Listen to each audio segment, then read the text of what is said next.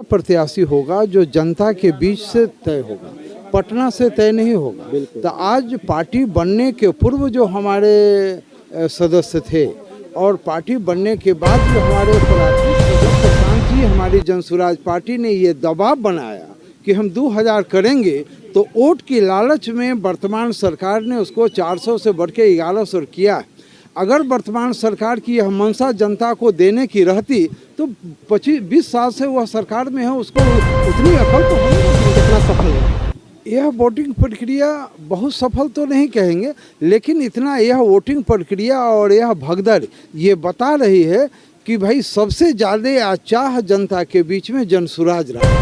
भाई में विवाद चल रहा है, क्या कहेंगे? अरे वह तो विवाद से ही राजद की उत्पत्ति हुई और वह नई पार्टी बना लिया, लेकिन वह नई पार्टी चलेगी नहीं। उनके दोनों बेटे में इतनी ही खूबी है, वह राजनेता नहीं है, इतनी ही खूबी है कि लालू यादव का बेटा है, इसलिए उसको। आज हम जनसुराज, ये वोटिंग की प्रक्रिया थी, मतलब प्रत्याशियों के चयन की कड़ी में एक दौर था। अच्छा सर, ये चीज़ देखा जा रहा है कि आखिर ऐसा क्यों पड़ गया कि प्रशांत किशोर जी को अब वोटिंग कराना पड़ रहा है फिल्म में? देखिए, ये उन्होंने शुरू में ही कहा था कि हमारे पदाधिकारी तो है नहीं, पदाधिकारी हमारे ब्लॉक और जिला में और प्रदेश में होते हैं, तो पदाधिकारियों से अक्सर बातचीत की जाती है, समीक्षा की जाती है, लेकिन जन जन तक पहुंचाने वाले जनसुराज की आवाज़ को हमारे वे प्राथमिक सदस्य थे, उनकी रायशुमारी आज ली जानी थी। और उनका राय जानने के लिए प्रशांत जी ने योजना बनाई कि उनका राय जाना जाए, और राय देने में अगर सक्षम नहीं हो पाते हैं तो उनमें वोटिंग की प्रक्रिया के जरिए भी ये तय किया जाए कि हमारा प्रत्याशी कौन सबसे अच्छा होगा, जिनको सबसे ज़्यादा वहाँ की जनता, उस क्षेत्र की जनता चाहती है कि नहीं। इसी दौर की कड़ी में आज यहाँ की, लेकिन फिर क्षेत्र में फील्ड में एक चीज़ देखने को मिला कि सबसे ज़्यादा सर्वेश कुमार जी का चर्चा हो रहा है, क्या कहेंगे? निश्चित रूप से सर्वेश जी पढ़े लिखे हैं, युवा हैं, इंजीनियर हैं, उनकी सूझबूझ है और सामाजिक कार्यों में सबसे ज़्यादा। आज मैं बताऊं कि जितने भी प्रत्याशी आज हैं उनमें अगर उनकी रुचि देखी जाए तो हम क्या कहें, जनता ने ताली बजा के बताया कि उनकी रुचि और उनका आशीर्वाद सबसे ज़्यादा उनके तरफ दिखा है। अच्छा, फील्ड में भी एक चीज़ देखने को मिलता है मुझे और सुनने को मिलता है कि इंजीनियर सर्वेश कुमार का चर्चा ज़्यादा है, क्या कहें? वोटिंग कितना सफल रहा? यह वोटिंग प्रक्रिया बहुत सफल तो नहीं कहेंगे, लेकिन इतना यह वोटिंग प्रक्रिया और यह भगदड़ ये बता रही है कि भाई सबसे ज़्यादा चाह जनता के बीच में जनसुराज रहा। बिल्कुल, यह भगदड़ निश्चित रूप से यह बताता है कि आने वाले समय में हर की जुबान पर जनसुराज आ रहा है। अच्छा, एक चीज़ का मेरा आखिरी सवाल होगा कि तो प्रशांत किशोर जी ये जो ऐलान किए थे कि मैं घोषणा किया था कि 400 से बढ़ाकर 2000 पेंशन करेंगे, लेकिन नीतीश कुमार जी 1100 पेंशन किए, लेकिन तेजस्वी यादव जी कहते हैं कि हम किए। ये आखिरी आप इसका खुलासा कीजिए कि आखिरी कौन इसका किया? तो निश्चित रूप से वर्तमान सरकार ही है, लेकिन जब प्रशांत जी, हमारी जनसुराज पार्टी ने ये दबाव बनाया कि हम 2000 करेंगे, तो वोट की लालच में वर्तमान सरकार ने उसको 400 से बढ़ के 1100 किया।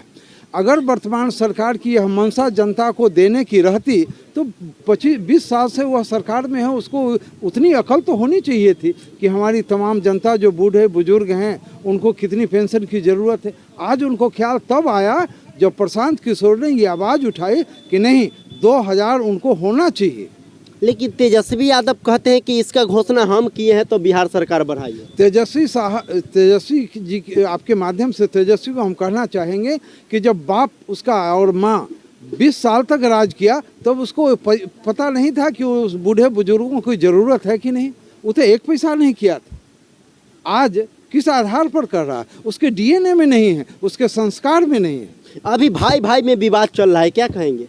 अरे वह तो विवाद से ही राजद की उत्पत्ति हुई और वह नई पार्टी बना लिया, लेकिन वह नई पार्टी चलेगी नहीं। उनके दोनों बेटे में इतनी ही खूबी है, वह राजनेता नहीं है, इतनी ही खूबी है कि लालू यादव का बेटा है, इसलिए उसको लोग जानते हैं। आज जो है सभा के दौरान भगदड़ हुआ, इस स्टेज पर जनसुराज के तमाम अधिकारी उपस्थित थे, पदाधिकारी उपस्थित थे। जिलाध्यक्ष समेत सभी लोग उपस्थित थे। इस दौरान वोटिंग के दौरान जो है भगदड़ देखने को मिला और कुछ प्रत्याशियों का जो है नाम भी सामने आ गया उसमें कि फलाने व्यक्ति के द्वारा इस तरह हो रहा है। क्या कहना चाहेंगे? ये जो भगदड़ थी यह निश्चित रूप से जनसुराज के समर्थक ही थे। हो सकता है कि कुछ इसमें बाहरी तत्व रहे होंगे, है कि नहीं। और एक प्रत्याशी का नाम हो रही है कि डॉक्टर सुनील, तो अगर उन पर जब जनता और कुछ लोग जो है उस पर ब्लेम लगाया जा रहा है तो उस पर क्या कार्रवाई होगा? निश्चित रूप से अगर जो भगदड़ उन्होंने मचाया है, हम भी किसी जिले के प्रभारी हैं और पर्यवेक्षण में हम जाते हैं, उस पर निश्चित रूप से कार्रवाई होगी और प्रत्याशियों की दौड़ से वह दूर किया जाएगा।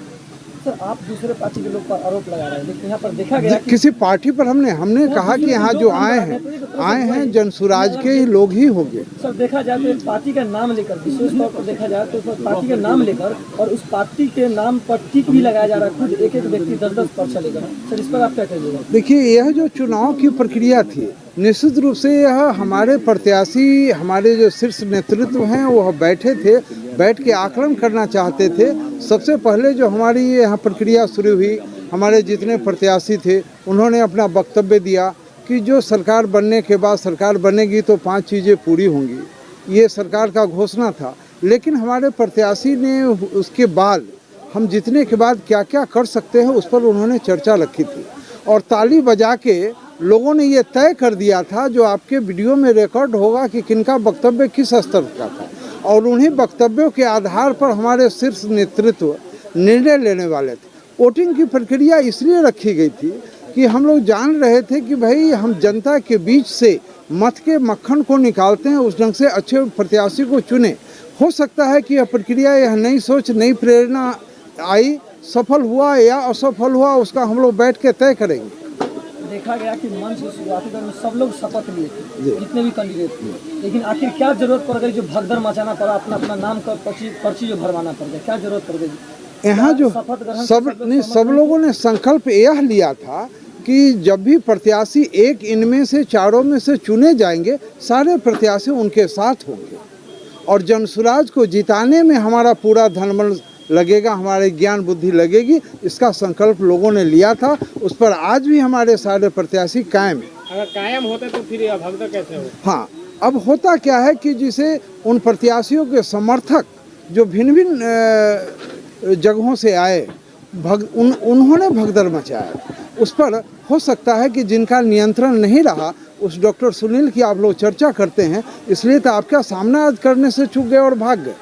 डॉक्टर सुनील जैसे लोग जो हैं यहाँ पर आज मतलब इस तरह से उनका नाम आ जाता है और जिला अध्यक्ष स्टेज पर उपस्थित रहते, क्या उनकी पकड़ नहीं थी? जिला अध्यक्ष हमारे जिला के सुप्रीम है कि नहीं।